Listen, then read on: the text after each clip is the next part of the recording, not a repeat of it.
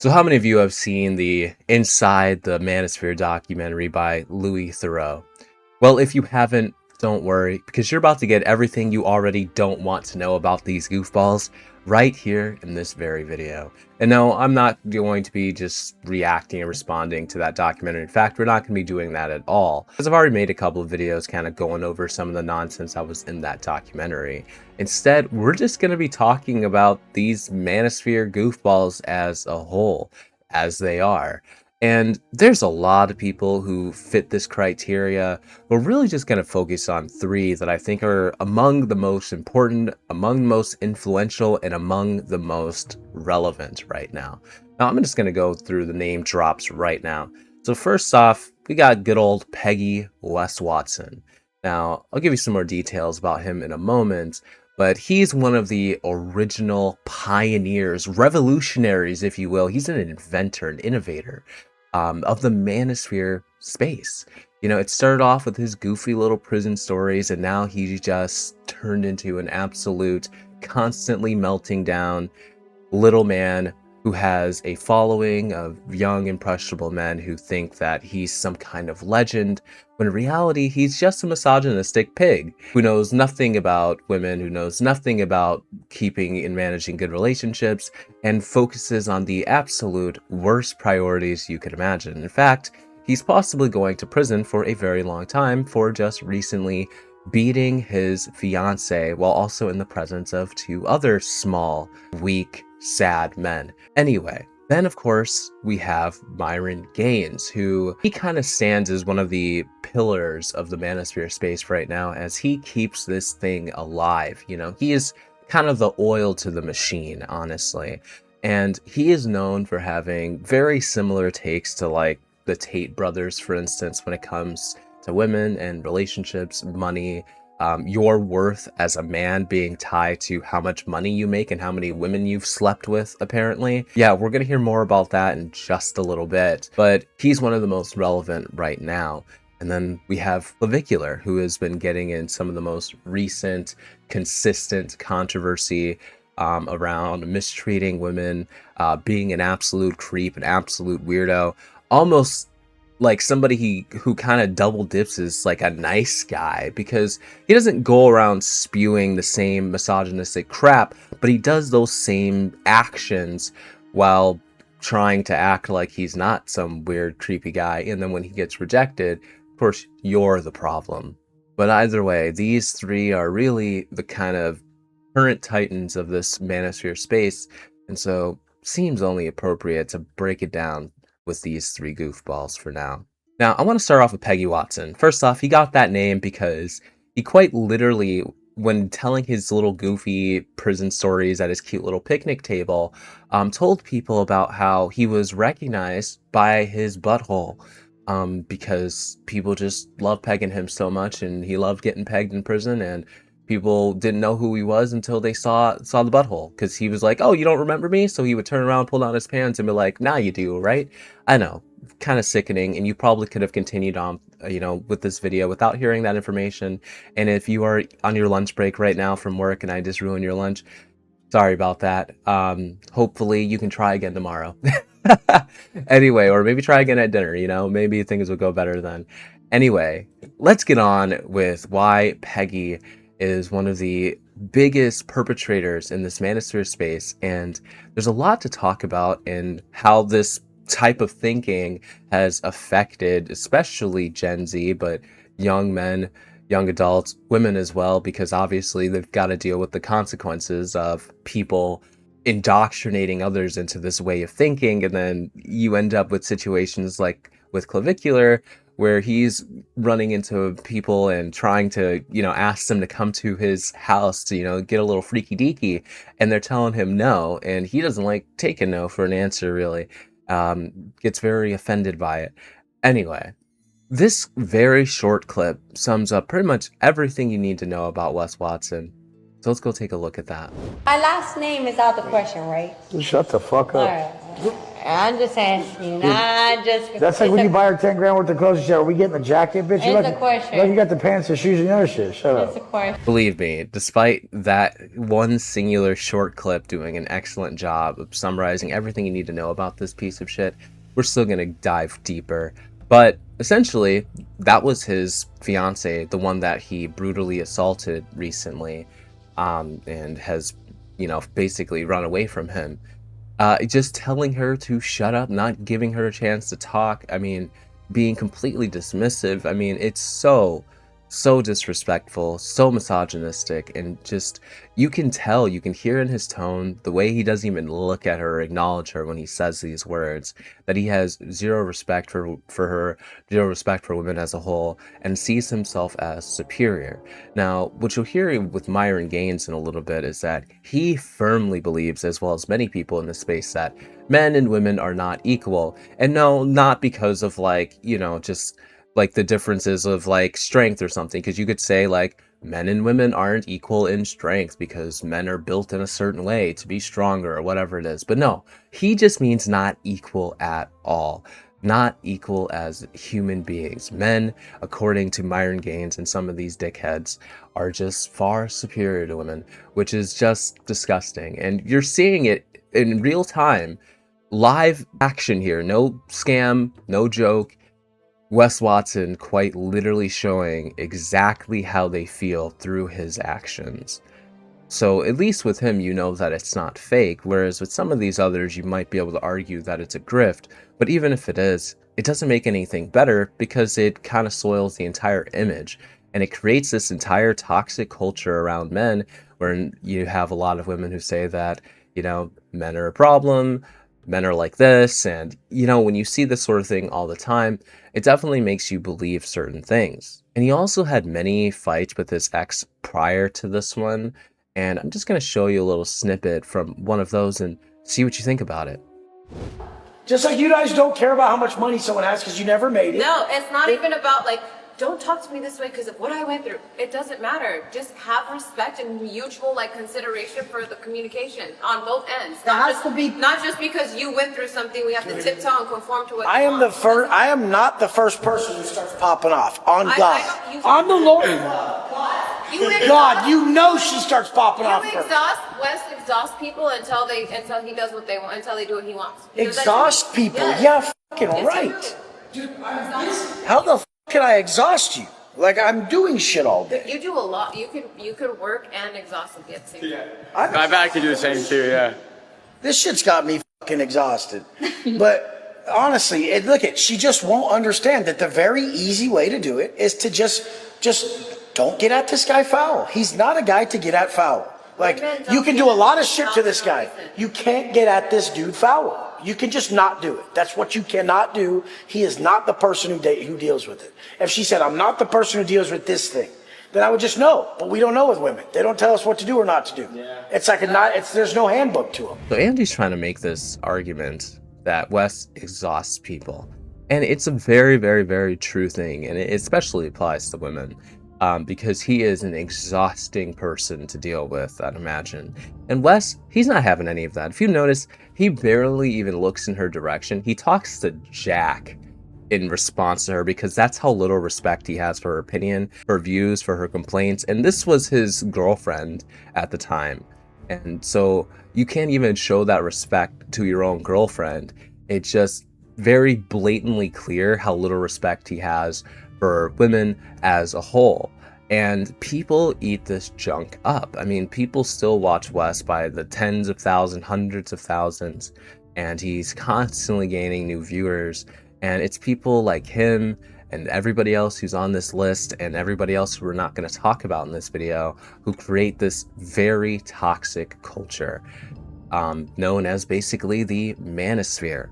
Now, I'm going to move on to this next clip of this is something really unhinged that he said before that really had me scratching my head, but he makes this terrible argument that people who don't want to get plastic surgery have a massive ego that needs to be checked.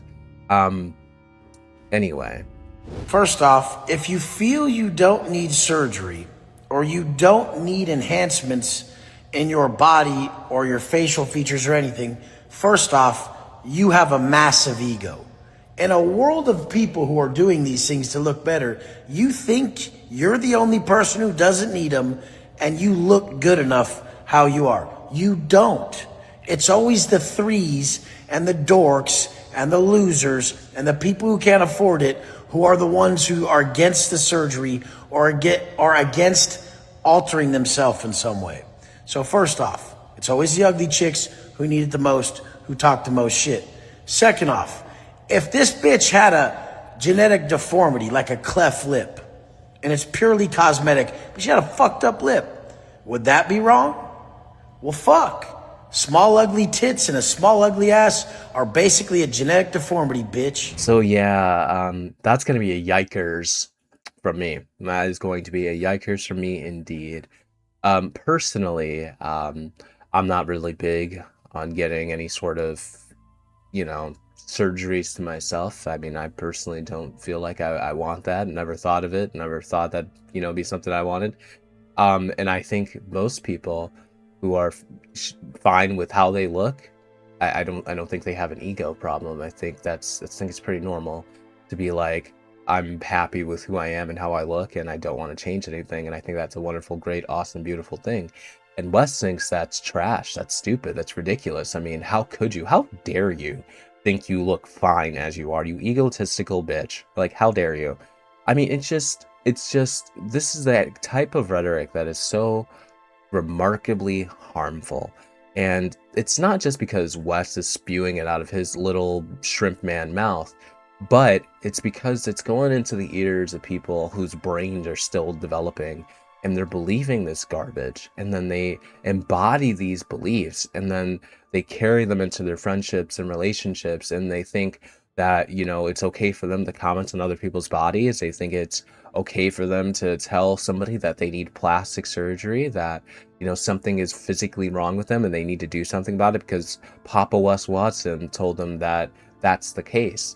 And it's obviously extremely backwards. I mean, this is not the world that you think we'd be living in, the big 2026, where, body positivity has become, front and center for years now. It's gotten bigger and bigger, but then you have people who are doing the opposite and are trying to push people away from that sort of thing and push people towards hating how they look and having to make changes and spend thousands of dollars to be altered in some way so that they can fit, I don't know, the male gaze, I guess, so you can fit Wes Watson's ideal image of a woman, because he carries that insane ideology onto other people who fuel into this ridiculous cycle of nonsense.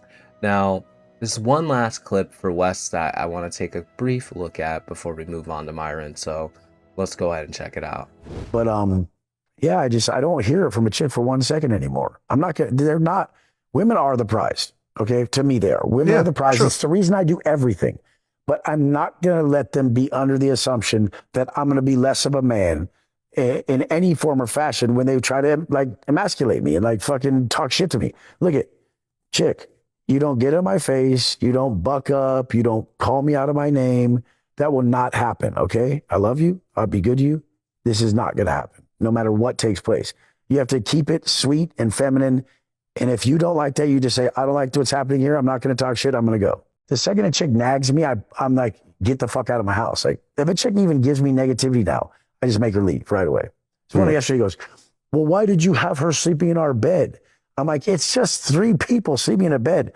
No one's like, I'm not fucking either of you guys. She's like, but we're together and she doesn't need to be in our bed. What the fuck was that? I said, you can shut the fuck up or you can go, dude. But I'm going to do whatever I want. And there's nothing wrong with what I did. The girl stayed over at her house. She was a good person. I mean, she had a fat ass. She was pretty, so she was probably mad about that. Just be honest. See, it's okay if you had an ugly chick in your bed in our bed with us, but a hot one, I don't want that. In all reality, shit's loaded. People are just jealous and it's a problem. What a chivalrous knight in shining armor. I mean, look at that selfless hunk of beautiful man meat right there. He does everything for women, all those beautiful, wonderful tattoos on his fucking head, those $1,000, multi-$1,000 chains around his neck, his orange Bugatti. I mean, it's all for women, you know, not for his own selfish reasons or anything like that. I mean, you'd be a fool to think so, right? Wes has always been about women, right? Never about himself. That's what he's trying to say here, which is something he said multiple times before. But then he also says that if a woman decides to express her opinion or views or problems or complications on something, complaints to you, you just won't have it. You're going to tell them to get the fuck out of your space. Or you're going to beat them senseless, which is something he's done recently. So yeah, sounds like a load of baloney to me. I'm not buying it. And this emasculation thing, kind of a little ridiculous, don't you think? Now, I think this is a great segue into Myron Gaines. Now, take that as you will. Me calling this a great segue is not a good thing. I don't think going from this conversation to be like, oh, this is a good opportunity to talk about somebody else is a good thing. No, this is actually very bad. But it's because Myron shares many of these same beliefs. But people take Myron way more seriously than Wes Watson nowadays, because Myron has a much more profitable, much more lucrative platform that has a very big reach with his podcasts and all of his videos that he makes, his little Charlie Kirk style interviews that he does with people on like college campuses and things of that nature.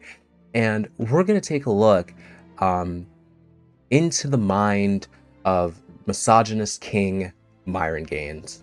Anyone can be a whore. Anybody can sleep around, and men do it way more than women do. Yeah, well, actually, so here's the thing. Whore is a pejorative term. So let me ask you a question. What's your body count? My body count? Yeah. I'd rather not share that on the internet. Okay. Thank you. There's a reason why you don't want to disclose that. Yes, because I have free will and I can say what I want. Thank you. No, sure. The reason why you don't want to disclose it, as well as women in general don't want to disclose that, because women understand that their sexuality defines their value in the dating marketplace. So women instinctually know that their body count directly affects, and their past promiscuity directly affects their ability to find a suitor in the future, right? So when people use a term like whore, which is a pejorative term, that's attributed to women because you guys care about your body count because that limits your ability to find a man. But for us, the more partners we have, typically the more value we have. Because as a man, for you to be able to get a lot of sex, you have to bring something to the table, right? Men that have sex with a lot of women typically have some kind of money, some status, they're charming, they have something. Can I speak? Well, I'm finishing my point to answer your question. So men have to bring something to the table to be promiscuous, women don't. So that's why it's not respected. I think every woman here would agree that we don't want men bringing their sexual experience and sluttiness to the table. We want men bringing their kindness, their godliness, their honesty, their communication skills. There's a reason why nice guys finish last as a phrase.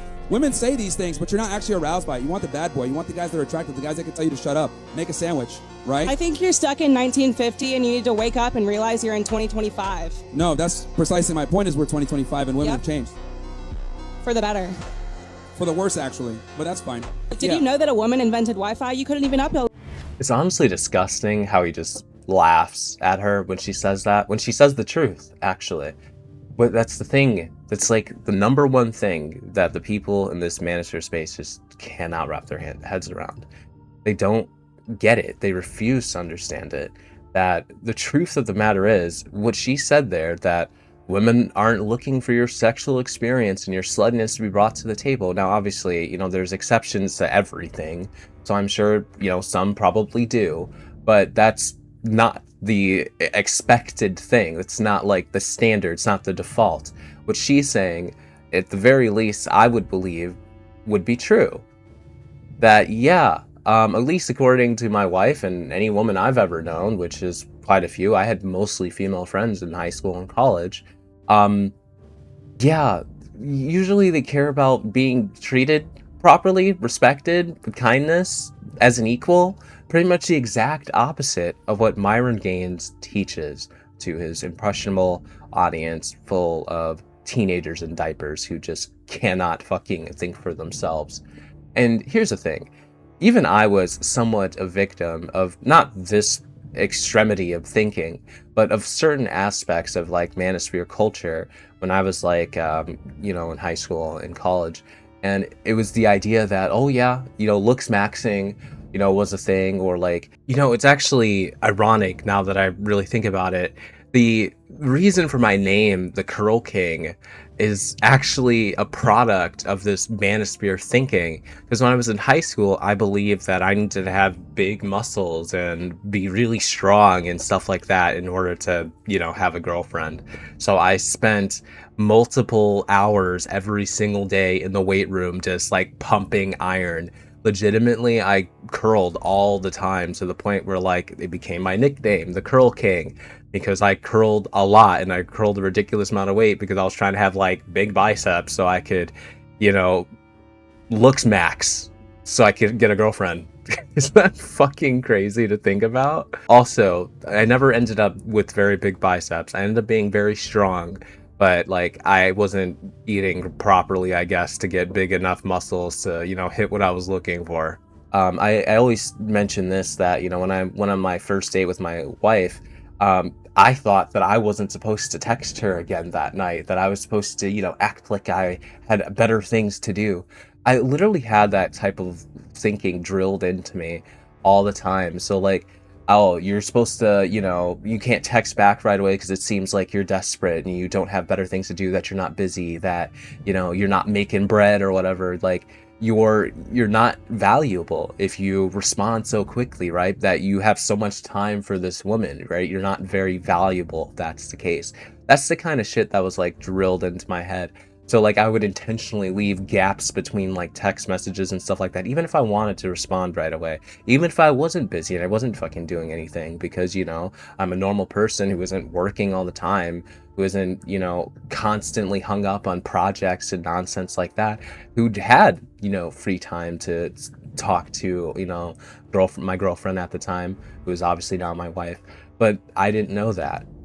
I thought that because this is what these goofballs taught, because if you looked up dating advice or whatever back then in like early 2020s or before that, that's the kind of advice you would get. And even nowadays you're still going to see ridiculous advice like that. I've grown up and I've learned that it's all nonsense and it's bullshit, and she's effectively saying that as well, the woman here who approached Myron Gaines. Now also about the body count thing, first and foremost, if you had asked me that, I also wouldn't have answered it because it's none of your fucking business. And that should be the same thing. We need to like stop normalizing this idea that you can just ask people about their sexual life without even knowing who they are or anything about them and thinking that's totally okay. That's not. That's a breach of boundaries for most people. That shouldn't be like an expectation that you can just go ask somebody what their body count is. It's none of your fucking business. Like, obviously, like if you're deep into a relationship or like you're getting serious with somebody and that's something that matters to you, and like obviously you've developed a connection with someone or whatever, and it's like maybe you might want to know, but like at the end of the day, from stranger to stranger, that's none of your business. But you've also talked so much about how women don't deserve equal rights to men. So my question is, do you respect women, since you talk so much against you? Is that just specifically towards men, or do you think that's towards women? I don't respect women as equals. Yeah, but when you talk because about you're not equal. Sorry. But when you talk about how it's so wrong, are you talking about male, or are you talking about female? Like women? Well, the majority are going to be on a guy to a woman, of course, right? So I'm saying we should punish those individuals. But once again, here's the thing. Let me ask you this. Do you think men should be able to protect and provide? And I think anyone should. Okay. And I think both men and women and people who don't identify as either have. Not really. Can't protect and provide to the same degree. Okay, let's talk about during World War II, when men went to war, who was working in the factories, who was continuing to run society and having a profitable society. Yeah, but the men were fighting is the point I'm trying to make. Okay, and who was in America? And women can't fight to the same degree as men. But women were also in the army at the time, in the military as a whole. Okay. Yeah, we're going to have this discussion. The reality is, just because women are capable doesn't mean it's optimal. So you do think men and women are both equally capable? No, they're not. All right, so this is the angle that I've seen many times from Myron Gaines in particular, about how men and women are not equal, right? And this, like I said, it goes far beyond just like physical capabilities for him. He just means like in general for various reasons. And obviously anybody with a brain knows that this is a load of hot bullshit. Men and women are in fact quite equal. Obviously we have our difference in physical capabilities, also difference in mental capabilities as well. It seems that women are usually more emotionally intelligent than men are. That's pretty common. Usually more mature in general, usually better at, nurturing and maintaining relationships and friendships and things like that as well. So yeah, there's always going to be, some trade-offs because we do have, different biological setups, different chemistry in the brain, things like that. There are some fundamental differences. Doesn't make us not equal, however, which is something that Myron Gaines believes to be false. He believes that it does in fact make men and women not equal, and therefore men are superior to women, and therefore should be also taking upon a role of superiority over women in relationships and all of that stuff, which again, that's a load of hot bullshit. It's a load of dirty barnacles. It's fish paste. It's nonsense. It doesn't matter if you can't run a 5K as fast as a man can. It really doesn't fucking matter. For the most part, men and women can still participate in the same roles. Obviously, there might be a few that, for instance, that men can't do. Like, you can't breastfeed a baby. So it's like there's give and take in every aspect of life when it comes to men and women. And I think coming to the conclusion that, oh, we're just not equal, men are just better, or men are just expected to do more or superior in any way, shape, or form, is false. It's wrong. And teaching this to people who for some reason eat it up and they believe it is just so unbelievably harmful. And this is one of the biggest contributors to the male loneliness epidemic. And you literally have women out there saying that men aren't lonely enough because they have to deal with douchebags like Myron Gaines and deal with the fallout from people who take these teachings and enact them in their own lives. It's seriously pitiful. If you have a girl like living with you and sleeping with you, but you want to slay another girl.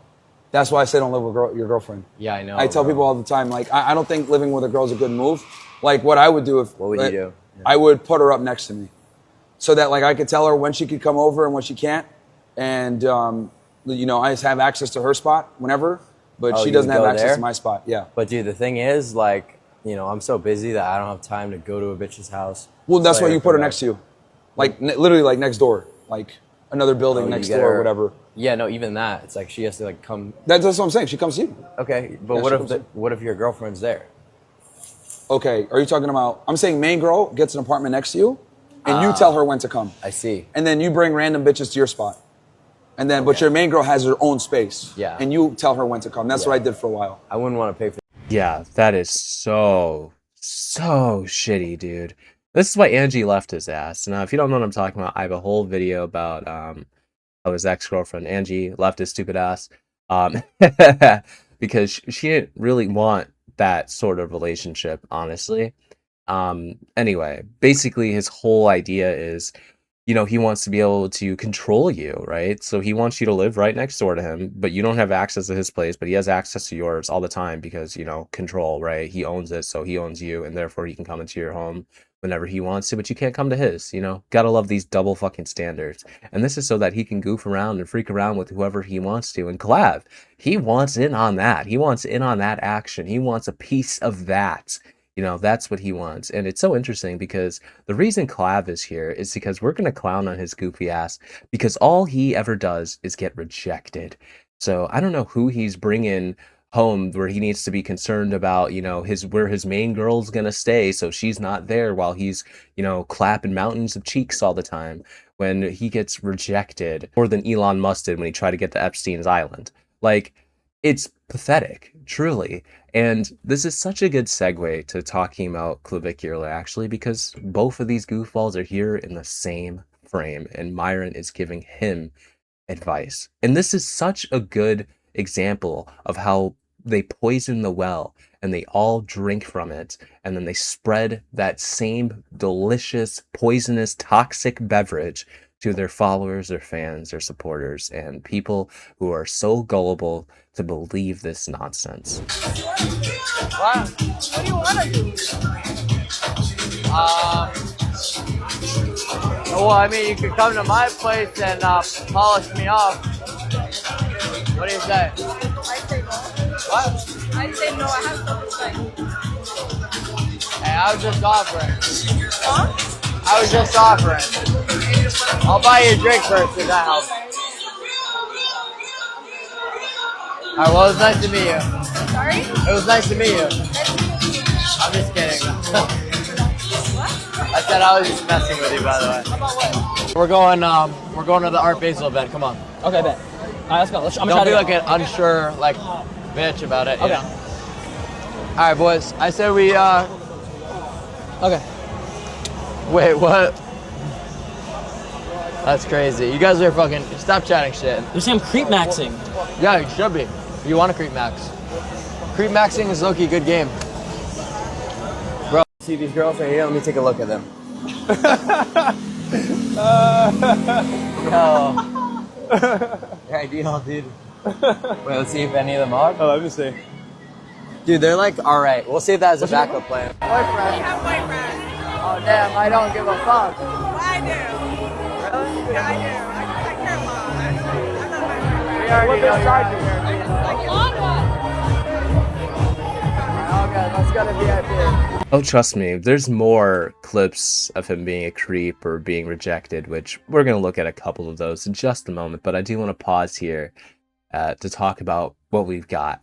Now, obviously, we talked about that clip with Myron Games giving him advice on, how he can have a main girlfriend while also, having a cheek clapping marathon in his home without having problems.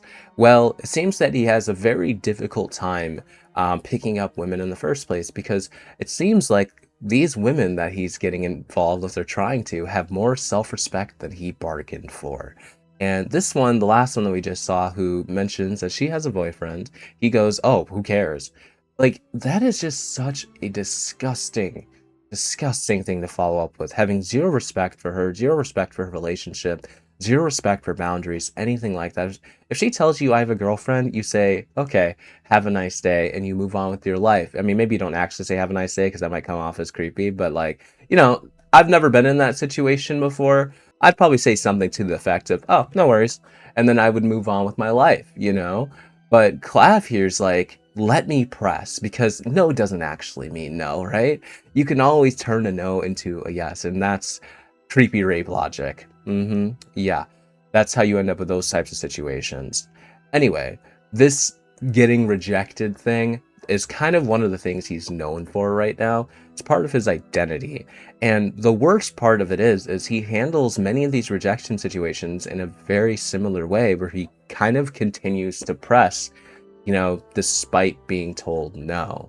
You wanna come to Burger King? You're pretty hot. It's a good picture. She kind of looks hot. I'm saying you look good. Dude, it's over for me. All right, let's keep going. Do you guys want to come to Burger King with me? Burger King? Yeah. You guys smell good too. Thank you. I know you guys are police, but you're gorgeous. Fuck, dude, I can't even call to approach police. Dude. You look giga ideal. I said you look ideal. Yeah. That's a real shame. The way you talk to girls, are you serious? I just I'm sure. You want me to lie? You want me to be like, I could have had you in my car lying to you, but I'm just being a straight up guy because that's what I owe you. I could have been. Why do you even think I would possibly do that? Because I'm telling you, I know how to talk. I know game, but. Why do you think all girls would do that? Because I see the way you're looking at me. You're a cute girl. No, your ego is crazy. I'm telling you. I mean, she nailed it. It's either he has an absurdly inflated ego, or it's a grift, And the truth of the matter is, it's so much easier to make a career and blow up on the internet on a grift than making honest, true content. It's so much easier. People are so much more likely to follow behind you when you are just a grift maxer. And because there's less people doing it, because it's very shameful, it's a lack of dignity, lack of integrity that most people aren't willing to do. And then they engage with it, and they see a lot of success because people love watching a good grift. Even if they don't agree with it, some people hate watch it, some people watch it because they do agree with it, and people love to align with the supervillains. People are so loyal to supervillains. When somebody has an unpopular opinion or belief that aligns with them, they will fight sword and shield to protect that belief and to support it, which is why people like Clav or Myron Gaines, Wes Watson, why they do so well. I mean, it's really the underlying thing. It's the bridge that all of this nonsense stands on. It connects all of it all together, you know? But, you know, it comes with the price. You know, obviously what they experience, they don't care. They don't care about negative publicity because at the end of the day, they're getting paid in Benjamins, you know? They're living a life that, you know, they obviously want, many of them, and it's really a gateway to easy success. So of course they're going to continue to do it, and people are going to continue to enable it. It's one of the biggest problems with the current internet culture. And unfortunately, this is one of those, like, do you hate the player or do you hate the game? Or do you hate both? In my mind, I hate both, because I think the people who do this are just as bad as the people who support it, and it's just as bad as the entire concept as a whole. Nobody is a winner in this situation. I mean, Clav obviously is a winner. Dude's a total fucking loser. And overall, this whole thing is just a disastrous shit show that I don't think is going away anytime soon. And at the very least, I think it's important that people talk about it in the way that I am here, where it makes it so that those who may have, you know, been subjected to this can learn a little bit about, like, why this is all grifting nonsense that shouldn't be taken seriously. And for those who are affected in a way where this is negatively impacting their relationships or something like that, it helps to understand where this information is coming from, why it's so potent, why it's so toxic, and how you can deal with it, you know, how you can spot it and, you know, work around it even. But it's really all I've got to say about these little manosphere goofballs. Hope you guys enjoyed this video. I'll see you all next time.